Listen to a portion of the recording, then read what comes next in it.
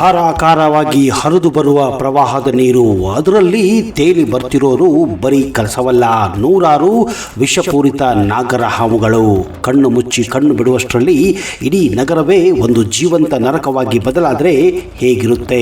ಹೌದು, ಚೈನಾದ ಹ್ಯಾಂಗ್ವು ನಗರದಲ್ಲಿ ನಡೆದ ಈ ಭೀಕರ ಘಟನೆ ಕತೆ ಕೇಳಿದರೆ ನಿಮ್ಮ ಮೈ ಜುಮ್ಮೆನಿಸುತ್ತದೆ. ಅಷ್ಟಕ್ಕೂ ಆ ಭೀಕರ ಘಟನೆ ಏನು ಅಂತೀರಾ?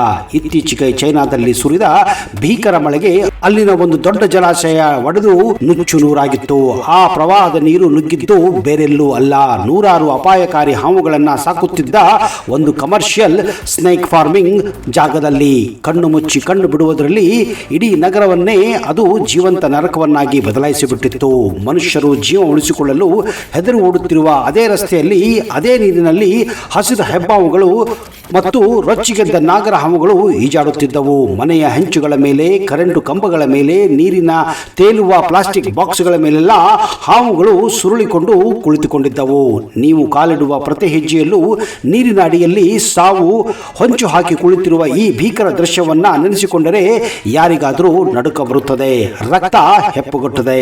ಕ್ಷಣಾರ್ಧದಲ್ಲಿ ಆ ಫಾರ್ಮ್ನಲ್ಲಿದ್ದ ನೂರಾರು ಕಿಂಗ್ ಕೋಬ್ರಾಗಳು ಅಂದರೆ ನಾಗರ ಹಾವುಗಳು ಮತ್ತು ವಿಷಪೂರಿತ ಹಾವುಗಳು ಪ್ರವಾಹದ ನೀರಿನೊಂದಿಗೆ ಇಡೀ ನಗರ ತುಂಬಾ ಹರಡಿಕೊಂಡಿದ್ದವು.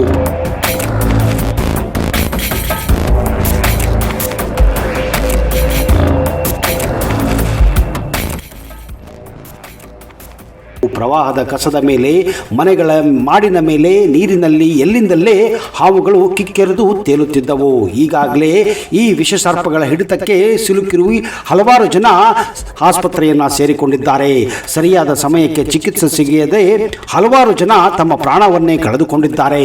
10 ಜನರ ವಿಶೇಷ ಕಮಾಂಡ್ ತಂಡ ಬಲೆ ಮತ್ತು ಸ್ಟನ್ ಗನ್ಗಳನ್ನು ಹಿಡಿದು ಈ ಹಾವುಗಳನ್ನು ಹಿಡಿಯಲು ಪ್ರಾಣದ ಹಂಗು ತೊರೆದು ಹೋರಾಡುತ್ತಿದ್ದಾರೆ. ಆಸ್ಪತ್ರೆಗಳಲ್ಲಿ ಆಂಟಿವೆನಮ್ ಅಂದರೆ ವಿಷ ನಿರೋಧಕ ರೆಡಿ ಇದ್ದರೂ ಪ್ರವಾಹದ ಕಾರಣ ರಸ್ತೆಗಳೆಲ್ಲ ಬಂದಾಗಿರುವುದರಿಂದ ವೈದ್ಯರಿಗೆ ಸರಿಯಾದ ಸಮಯಕ್ಕೆ ಸಂತ್ರಸ್ತರನ್ನ ತಲುಪಲು ಸಾಧ್ಯವಾಗುತ್ತಿಲ್ಲ.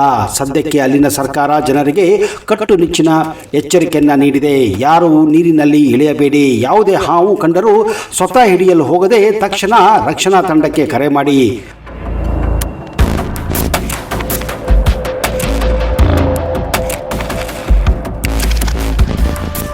ಹೌದು ಸ್ನೇಹಿತರೆ, ಪ್ರಕೃತಿಯ ವಿಕೋಪಕ್ಕೆ ಮನುಷ್ಯ ಸಾಕಿದ ವಿಷ ಜಂತುಗಳು ಈಗ ಕಾಲನಾಗಿ ಕಾಡುತ್ತಿವೆ.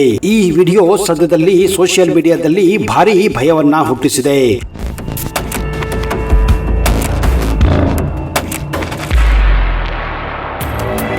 ರೈತರು ಆಲೂಗಡ್ಡೆ, ಟೊಮೆಟೊ, ಬದನೆಕಾಯಿ ಮುಂತಾದ ತರಕಾರಿಗಳನ್ನು ತಮ್ಮ ಹೊಲಗಳಲ್ಲಿ ಬೆಳೆಸುವುದನ್ನು ನೀವು ನೋಡಿದ್ದೇವೆ, ಕೇಳಿದ್ದೇವೆ. ಜೊತೆಗೆ ಕುರಿ ಸಾಕಾಣಿಕೆ, ಕೋಳಿ, ಹಂದಿ, ಜೇನು, ಮೀನು ಹಾಗೂ ಮೊಲ ಸಾಕಣೆ ಇಂಥ ವ್ಯವಹಾರಗಳನ್ನು ಮಾಡುವುದನ್ನು ಕೂಡ ನಾವು ನೋಡಿದ್ದೇವೆ. ಅದರಲ್ಲೂ ಇಂಡೋನೇಷ್ಯಾದಲ್ಲಿ ಮೊಸಳೆ ಸಾಕಣೆ ಕೂಡ ಮಾಡುತ್ತಾರೆ. ಆದರೆ ಹಾವುಗಳ ಕೃಷಿ ಮಾಡುವ ಒಂದು ಹಳ್ಳಿ ಕೂಡ ಇದೆ ಎಂದರೆ ನೀವು ನಂಬಲೇಬೇಕು. ಅಲ್ಲಿ ನಡೆಯುವ ವ್ಯವಹಾರಗಳನ್ನ ಕೇಳಿದ್ರೆ ನೀವು ಬೆಚ್ಚಿ ಬೀಳುತ್ತೀರಾ. ಹೌದು, ಇದು ನಿಜ. ಅವು ಕೂಡ ಇಂಥ ಹಾವುಗಳಲ್ಲ, ವಿಷಪೂರಿತ ಮಾರಣಾಂತಿಕ ಹಾವುಗಳು. ಕಚ್ಚಿದರೆ ಒಂದೇ ಕ್ಷಣದಲ್ಲಿ ಸಾಯಿಸುವಂತಹ ಹಾವುಗಳು. ಬನ್ನಿ, ಈ ಹಾವುಗಳ ಕೃಷಿಯನ್ನ ಎಲ್ಲಿ, ಹೇಗೆ, ಯಾರು ಮಾಡುತ್ತಾರೆ, ಯಾಕೆ ಮಾಡುತ್ತಾರೆ, ಹೀಗೆ ಮಾಡುವುದರಿಂದ ಉಪಯೋಗಗಳೇನು, ಈ ಎಲ್ಲ ಆಶ್ಚರ್ಯ ಮಾಹಿತಿಯನ್ನ ಇವತ್ತಿನ ಈ ವಿಡಿಯೋದಲ್ಲಿ ನಿಮಗೆ ಕೊಡ್ತಾ ಇದ್ದೀನಿ. ಅದಕ್ಕಿಂತ ಮೊದಲು ನೀವು ನಮ್ಮ ಚಾನಲ್ಗೆ ಹೊಸಬರಾಗಿದ್ದರೆ ದಯವಿಟ್ಟು ಈಗಲೇ ಸಬ್ಸ್ಕ್ರೈಬ್ ಮಾಡಿ, ಜೊತೆಗೆ ಬೆಲ್ ಐಕನ್ ಕೂಡ ಪ್ರೆಸ್ ಮಾಡಿ. ತೀವ್ರ ಚರ್ಮದ ಸಮಸ್ಯೆ ಇರುವ ರೋಗಿಗಳಿಗೆ ಹಾವಿನ ಚರ್ಮದಿಂದ ತಯಾರಿಸಿದಂತಹ ಪೇಸ್ಟ್ ಅನ್ನು ತಯಾರಿಸಿ ಹಚ್ಚಿಕೊಳ್ಳುತ್ತಾರೆ. ಚರ್ಮದ ಕಾಯಿಲೆಯಿಂದ ಉಂಟಾಗುವ ಕ್ಯಾನ್ಸರ್ನಂತಹ ಗಂಭೀರ ಕಾಯಿಲೆಗಳ ಔಷಧಿಗಳಲ್ಲಿ ಹಾವುಗಳನ್ನ ವ್ಯಾಪಕವಾಗಿ ಇತ್ತೀಚೆಗೆ ಬಳಸಲಾಗುತ್ತಿದೆ. ಇಲ್ಲಿನ ಹಳ್ಳಿಗೆ ನೀವು ಕಾಲಿಟ್ಟರೆ ಸಾಲಾಗಿ ಜೋಡಿಸಿಟ್ಟ ಮರದ ಪೆಟ್ಟಿಗೆಗಳು ಕಾಣಿಸುತ್ತವೆ. ಅದರೊಳಗೆ ನೂರಾರಲ್ಲ, ಸಾವಿರಾರು ಹಾವುಗಳನ್ನ ನೀವು ಕಾಣಬಹುದು.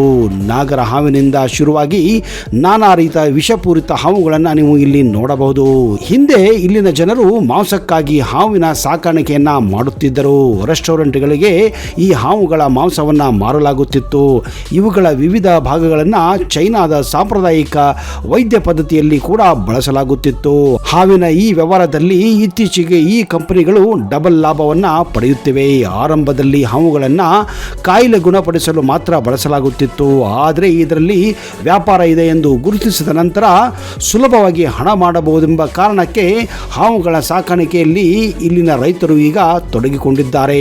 ಮೂಲಗಳ ಪ್ರಕಾರ 10 ವರ್ಷಗಳ ಹಿಂದೆ ಒಬ್ಬ ರೈತ ಹಾಂಗ್ ಚಾಂಗ್ ಇಲ್ಲಿ ಮೊದಲ ಬಾರಿಗೆ ಹಾವಿನ ಸಾಕಾಣಿಕೆ ಪರಿಚಯಿಸಿದ್ದಾನೆ. ಗ್ರಾಹಕರ ಬೇಡಿಕೆ ಹಿನ್ನೆಲೆಯಲ್ಲಿ ಚೈನಾದ ಹಲವು ರೈತರು ಹಾವು ಕೃಷಿಗೆ ಮುಂದಾಗಿದ್ದಾರೆ. ಚೈನಾದ ಝೆಜಿಯಾಂಗ್ ಪ್ರಾಂತದ ಜೆಸಿಕಾವೋ ಗ್ರಾಮವು ಈ ವಿಚಿತ್ರ ಬೇಸಾಯವನ್ನು ಅಳವಡಿಸಿಕೊಂಡಿರುವ ಒಂದು ವಿಚಿತ್ರ ಹಳ್ಳಿಯಾಗಿದೆ.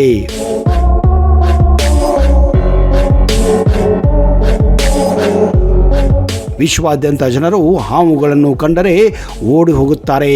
ಆದರೆ ಚೈನಾದ ಈ ಗ್ರಾಮದಲ್ಲಿ ಹಾವು ಸಾಕಾಣಿಕೆ ನಿರ್ಗಳವಾಗಿ ನಡೆಯುತ್ತಲೇ ಇರುತ್ತದೆ. ಚೈನಾದ ಜನರು ಹಾವುಗಳ ಕೃಷಿ ಏಕೆ ಮಾಡುತ್ತಾರೆ ಎಂದು ನೀವು ಆಶ್ಚರ್ಯ ಪಡುತ್ತಿರಬಹುದು. ಹೌದು, ಚೀನಿ ಔಷಧಿಯಲ್ಲಿ ಹಾವಿನ ವಿಷದಿಂದ ಅನೇಕ ಚಿಕಿತ್ಸೆಗಳನ್ನು ಮಾಡಲಾಗುತ್ತದೆ. ಹಾವುಗಳನ್ನು ವಿಶ್ವದ ಅತ್ಯಂತ ಅಪಾಯಕಾರಿ ಜೀವಿ ಎಂದು ಪರಿಗಣಿಸಲಾಗುತ್ತದೆ. ಆದರೆ ಚೈನಾದ ಝಿಕಿಯಾಗೋ ಗ್ರಾಮದಲ್ಲಿ ಸುಮಾರು 30 ಲಕ್ಷಗಳ ಹಾವು ಸಾಕಾಣಿಕೆ ನಡೆಯುತ್ತದೆ ಎಂದರೆ ನೀವು ನಂಬಲೇಬೇಕು. ಇಲ್ಲಿ ಹಾವುಗಳನ್ನು ಪಳಗಿಸಲಾಗುತ್ತದೆ. ನಾಗರ ಹಾವು, ವೈಪರ್ ಹಾವು, ರಾಟಲ್ ಸ್ನೇಕ್ ಮುಂತಾದ ವಿಷಕಾರಿ ಹಾವುಗಳು ಇಲ್ಲಿವೆ. ಇದನ್ನು ಕೃಷಿಯಂತೆ ಇಲ್ಲಿ ನೋಡಲಾಗುತ್ತದೆ. ಇಲ್ಲಿನ ಸರ್ಕಾರ ಹಾವುಗಳ ಕೃಷಿಯನ್ನು ಮಾಡಲು ಸಬ್ಸಿಡಿ ಕೂಡ ಕೊಡುತ್ತದೆ. ಮಾಧ್ಯಮಗಳ ವರದಿಯನ್ನು ನಂಬುವುದಾದರೆ ಇಂತಹ 100ಕ್ಕೂ ಹೆಚ್ಚು ಫಾರಂಗಳಲ್ಲಿ ಹಾವುಗಳನ್ನು ಸಾಕುವ ಕೆಲಸ ಇಲ್ಲಿ ನಡೆಯುತ್ತದೆ. ಗ್ರಾಮದ 1000ಕ್ಕೂ ಹೆಚ್ಚು ಜನರು ಈ ದಂಧೆಯನ್ನ ಅವಲಂಬಿಸಿದ್ದು, ಜನರು ಈ ಕೆಲಸದಿಂದ ಲಕ್ಷಾಂತರ ರೂಪಾಯಿ ಹಣವನ್ನ ಸಂಪಾದಿಸುತ್ತಿದ್ದಾರೆ. ಸಾವಿರಾರು ವರ್ಷಗಳಿಂದ ಚೈನಾದಲ್ಲಿ ಸಾಂಪ್ರದಾಯಿಕ ಔಷಧಿಯನ್ನು ತಯಾರಿಸಲಾಗುತ್ತಿತ್ತು. ಈ ಚಿಕಿತ್ಸೆಯಲ್ಲಿ ಕಾಡು ಪ್ರಾಣಿಗಳು, ಮರಗಳು ಮತ್ತು ಸಸ್ಯಗಳು ರೋಗವನ್ನ ಗುಣಪಡಿಸುತ್ತವೆ ಎಂದು ನಂಬಲಾಗಿದೆ. ಹೇಗೆ ನಮ್ಮ ದೇಶದಲ್ಲಿ ಆಯುರ್ವೇದದಿಂದ ರೋಗಗಳನ್ನು ಗುಣಪಡಿಸಲಾಗುತ್ತಿತ್ತೋ ಅದೇ ರೀತಿ ಚೈನಾದಲ್ಲಿ ಹಾವುಗಳಿಂದ ತಯಾರಾದಂತಹ ಔಷಧದಿಂದ ರೋಗಗಳನ್ನು ಗುಣಪಡಿಸಲಾಗುತ್ತಿತ್ತು.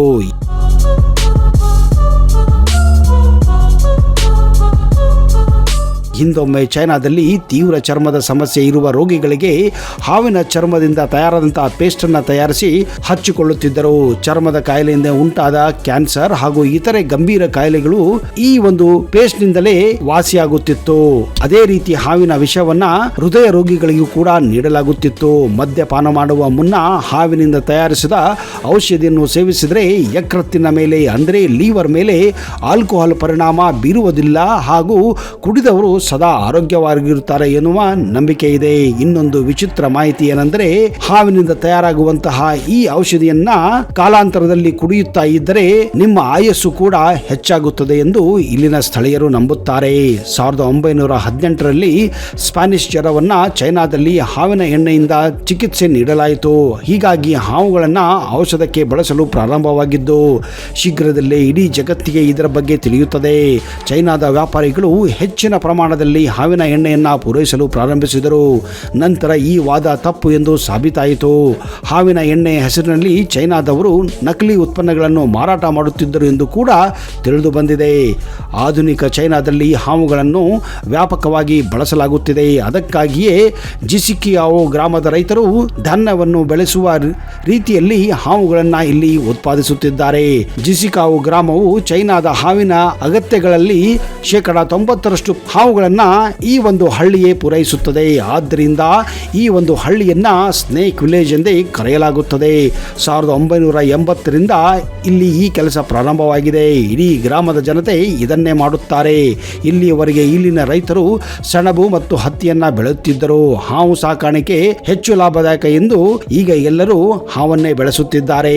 ಗ್ಲೋಬಲ್ ಟೈಮ್ಸ್ ವರದಿಯ ಪ್ರಕಾರ ಈ ಗ್ರಾಮದಲ್ಲಿ ಸುಮಾರು 170 ಕುಟುಂಬಗಳು ಪ್ರತಿ ವರ್ಷ 30 ಲಕ್ಷಕ್ಕೂ ಹೆಚ್ಚು ಹಾವುಗಳನ್ನು ಉತ್ಪಾದಿಸುತ್ತಾರೆ. ಚಳಿಗಾಲದ ಆರಂಭದಲ್ಲಿ ಅವುಗಳನ್ನು ಮಾರಾಟ ಮಾಡುತ್ತಾರೆ. ಚೈನಾ ಮಾತ್ರವಲ್ಲದೆ ಅಮೆರಿಕ, ಜರ್ಮನಿ, ದಕ್ಷಿಣ ಕೊರಿಯಾ, ಜಪಾನ್ಗಳಿಗೂ ಕೂಡ ಹಾವುಗಳನ್ನು ಕಳುಹಿಸಿಕೊಡುತ್ತಾರೆ.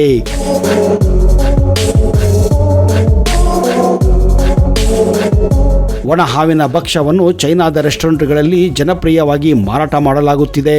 ಇವು ಅತಿ ಹೆಚ್ಚು ದುಬಾರಿ ಎಂದು ಹೇಳಲಾಗುತ್ತಿದೆ. ಹಳ್ಳಿಯ ಹಿರಿಯರಾದಂತಹ ಯಾಂಗ್ ಹಾಂಗ್ ಚಾಂಗ್ ಅವರು ಮೊದಲು ಹಾವುಗಳನ್ನು ಸಾಕುವ ಆಲೋಚನೆಯನ್ನ ಮಾಡಿದ್ದರು. 80ರ ದಶಕದಲ್ಲಿ ತಮ್ಮ ಸ್ವಂತ ಉಳಿತಾಯದಿಂದ ಸ್ನೇಕ್ ಫಾರ್ಮ್ ಅನ್ನ ಆರಂಭಿಸಿದರು. ಕ್ರಮೇಣ ಗ್ರಾಮಸ್ಥರಿಗೂ ಈ ಕೆಲಸವನ್ನ ಕಲಿಸಲಾಗಿದೆ. ಈಗ ಗ್ರಾಮದಲ್ಲಿ 3 ಉದ್ದೇಶಗಳಿಗಾಗಿ ಹಾವುಗಳನ್ನ ಸಾಕಲಾಗುತ್ತಿದೆ. ಒಬ್ಬರು ನೇರವಾಗಿ ಹಾವುಗಳನ್ನ ಮಾರಾಟ ಮಾಡುತ್ತಿದ್ದರೆ, 2ನೇ ಗುಂಪಿನ ಜನರು ಹಾವಿನ ವಿಷವನ್ನ ಮಾರಾಟ ಮಾಡುತ್ತಾರೆ. 3ನೇ ಗುಂಪು ಹಾವಿನ ಚರ್ಮ, ಕಣ್ಣು ಮತ್ತು ಮೂತ್ರಕೋಶಗಳನ್ನ ಮಾರಾಟ ಮಾಡುತ್ತಾರೆ. ಇದನ್ನ ಔಷಧ ತಯಾರಿಸಲು ಕೂಡ ಬಳಸಲಾಗುತ್ತದೆ. ರಾಯ್ಟರ್ಸ್ ವರದಿಯ ಪ್ರಕಾರ ಹಾವುಗಳನ್ನ ಸ್ನೇಕ್ ಫಾರ್ಮ್ ನಲ್ಲಿ ಮರ ಮತ್ತು ಗಾಜಿನಿಂದ ಮಾಡಿದ ಸಣ್ಣ ಪೆಟ್ಟಿಗೆಗಳಲ್ಲಿ ಬೆಳೆಸಲಾಗುತ್ತದೆ. ಮರಿ ಹಾವುಗಳು ಬೆಳೆದ ನಂತರ ಅವುಗಳನ್ನು ಪ್ಲಾಸ್ಟಿಕ್ ಚೀಲದಲ್ಲಿ ತುಂಬಿ ಒಂದು ಸ್ಥಳದಿಂದ ಇನ್ನೊಂದು ಸ್ಥಳಕ್ಕೆ ಕೊಂಡೊಯ್ದು ಮಾರಲಾಗುತ್ತದೆ. ನಂತರ ಅವುಗಳನ್ನ ಕಸಾಯಖಾನೆಗೆ ಕೊರೆಯಲಾಗುತ್ತದೆ. ಅಲ್ಲಿ ಹಾವುಗಳನ್ನ ವಿಂಗಡಿಸಲಾಗುತ್ತದೆ. ಇನ್ನು ಈ ಗ್ರಾಮದಲ್ಲಿ ಕೆಲವು ಸಲ ಕಂಡುಬರುವ ವ್ಯಕ್ತಿಗಳು ಆಸಕ್ತಿಕರವಾದ ಸಂಗತಿಗಳನ್ನ ಹೇಳುತ್ತಾರೆ. 3 ವರ್ಷಗಳ ಹಿಂದೆ ಪೂರ್ತಿಯಾಗಿ ಹಾಸಿಗೆ ಹಿಡಿದಿದ್ದೆ ನಾನು. ನಂತರ ಈ ಹಾವಿನ ಔಷಧಿಯನ್ನು ಕೆಲ ತಿಂಗಳು ತೆಗೆದುಕೊಂಡೆ. ಆಮೇಲೆ ನಾನು ಈಗ ಆರಾಮವಾಗಿ ನಡೆದಾಡುತ್ತಿದ್ದೇನೆ. ನನಗೆ ಯಾವ ರೋಗ ಕೂಡ ಇಲ್ಲವೆಂದು ಗರ್ವದಿಂದ ಹೇಳುತ್ತಾರೆ. ಸದ್ಯಕ್ಕೆ ನನಗೆ ಹಾವು ಬಹಳ ಇಷ್ಟವಾದ ಖಾದ್ಯ ಎಂದು ಕೂಡ ಹೇಳುತ್ತಿದ್ದಾರೆ. ಇಲ್ಲಿಗೆ ಮೊದಲ ಸಲ ಬಂದಾಗ ಹಾವನ್ನು ಕಂಡರೆ ತುಂಬಾ ಹೆದರುತ್ತಿದ್ದೆ. ಈಗ ನನಗೆ ಯಾವ ಭಯ ಇಲ್ಲ ಎಂದು ನಗುತ್ತಾ ಅಲ್ಲಿನ ವ್ಯಕ್ತಿಗಳು ಹೇಳುತ್ತಿರುವುದನ್ನು ಕಂಡರೆ ನಿಜಕ್ಕೂ ನಾವು ಬೆಚ್ಚಿ ಬೀಳಲೇಬೇಕು ಅಲ್ಲವೇ ಸ್ನೇಹಿತರೆ? ಯಾಕಂದ್ರೆ ನಮ್ಮ ಪಾಲಿಗೆ ಹಾವು ಎಂದರೆ ಒಂದು ಭಯಾನಕ ಪ್ರಾಣಿ. ಕನಸಲ್ಲಿ ಕಂಡರೆ ಹಾಸಿಗೆ ನೀರಾಗಿ ಹೋಗಿರುತ್ತದೆ. ಇನ್ನು ಮುಂದೆ ನೋಡಿದ್ರಂತೂ ಅಷ್ಟೇ ಗತಿ.